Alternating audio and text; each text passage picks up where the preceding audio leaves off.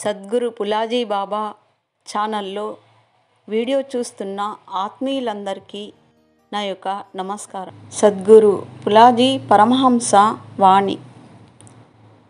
నీటిలో ఉంటూ కూడా చేపకు దాహమే.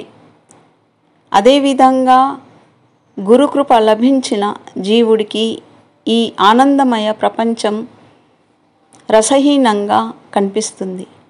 అటువంటి వారు త్రాడును సర్పంగా భావించి కంపించిపోతారు.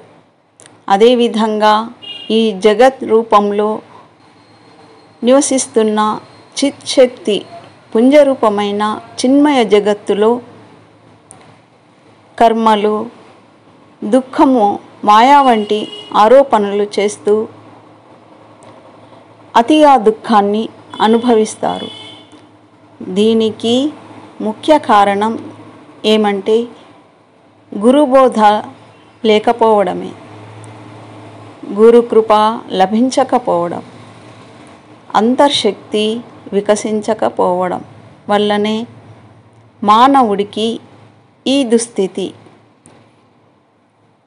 దీనినే ఆచార్యులు అంటారు శక్తి దరిద్ర సంసారి అన్నారు.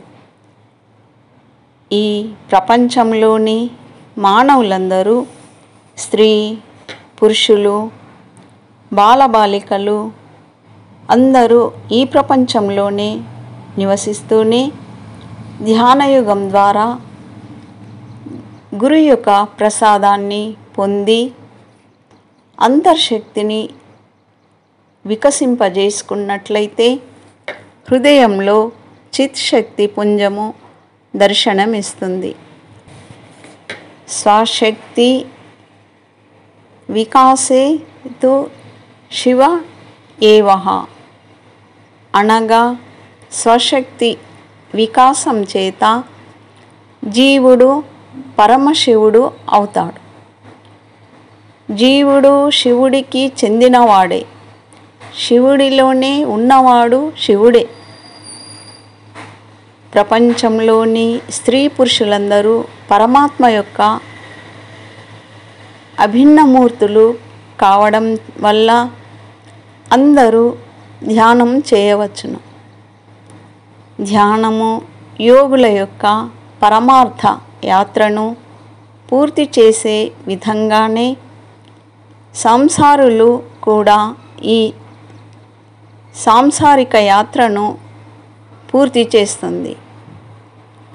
ధ్యానం వల్ల జ్ఞాపక శక్తి ఎక్కువవుతుంది. చాలామంది బాలబాలికలు చదువులో చురుకుదనం లేకుండా ఉన్నవారు ఇప్పుడు శ్రీ గురుదేవ ఆశ్రమానికి వచ్చిన తర్వాత వారు ధ్యానం చేయడంతో ప్రథమ శ్రేణిలో ఉత్తీర్ణులవుతున్నారు. ధ్యానంలో మనస్సు స్థిరం కావడం వల్ల ప్రాణము పరిశుభ్రం అవుతుంది. ప్రాణం శుభ్రపడుతూనే శరీరం యొక్క జడత్వము నశిస్తుంది. ధ్యానం వల్ల మనలో స్ఫూర్తి, ఉత్సాహం ఎక్కువవుతాయి. సంతోషము, స్ఫూర్తి, ధైర్యము, ఉత్సాహము ప్రపంచ వ్యవహారాలకు చాలా సహాయకారిణి అవుతుంది. ధ్యానంలో నాడీ మండలము శుభ్రపడటం వల్ల చాలా రోగాలు నశిస్తాయి. ఆశ్రమానికి వచ్చే చాలామంది సాధకులు ధ్యానం ద్వారానే రోగాల నుంచి విముక్తి పొంది ఆరోగ్యంగా ఉండగలుగుతున్నారు.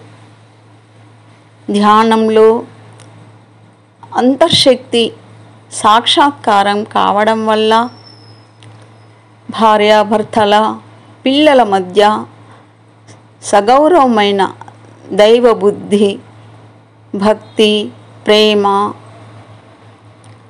అంకురిస్తుంది. తోబుట్టువుల మధ్య పరస్పరం ఈశ్వర భావం ఏర్పడుతుంది. తండ్రి, పిల్లలు, తల్లి, అత్తమామలు వీరందరిలో కూడా పరస్పరమైన భగవద్భావము ఏర్పడుతుంది. దీనిని స్వర్గమయ సంసారము అంటారు. ఇది ధ్యానయోగం వల్ల ప్రాప్తిస్తుంది. అందుకని లౌకిక వ్యవహారాల్లో మునిగి తేలుతున్న వారు మీ పరిస్థితి ఎటువంటిదైనప్పటికీ ఈ సంసార జీవితం నుండి కొంత సమయాన్ని ధ్యానానికి కేటాయించుకోండి. సమయం దొరికినప్పుడు ప్రశాంతంగా కూర్చొని మనస్సును స్థిరం చేసి శ్రీ పరమహంస దేవుడిపై ప్రార్థన చేసి ధ్యానం చేస్తూ ఉండండి. అన్ని పనుల్లోనూ మహాత్ముడు చెప్పిన నామజపాన్ని జపిస్తూ ఉండండి. నిద్రపోతూ కూడా ధ్యానం చేయవచ్చు. సుఖ సంతోషాలలో కూడా సహజావస్థ ప్రాప్తించి మానవుడు పొందవలసింది పొందుతాడు. కొద్ది సమయం లభించినా సరే దాన్ని ధ్యానంలో సదుపయోగం చేసుకోవాలి. జై సద్గురు పులాజీ బాబా, सब संतन की जय।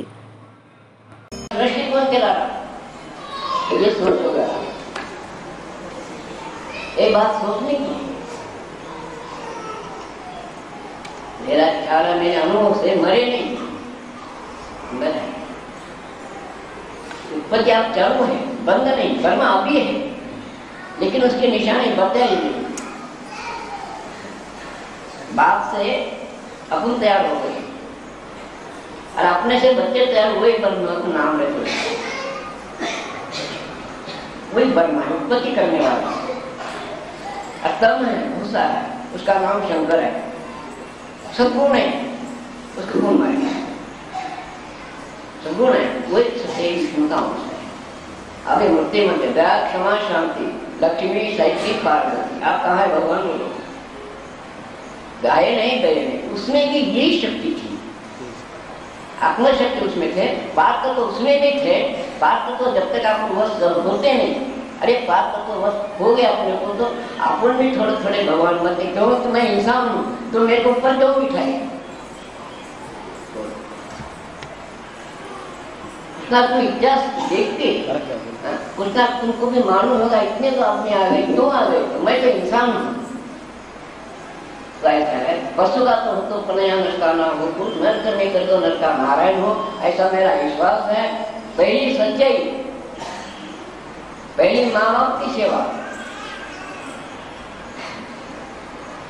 माता पिता गुरु आदि की पहली सेवा, यहाँ से मोक्ष तक गए मेरा विश्वास है कि यहाँ से कोई भी मोक्ष को गया नहीं, मेरा विश्वास।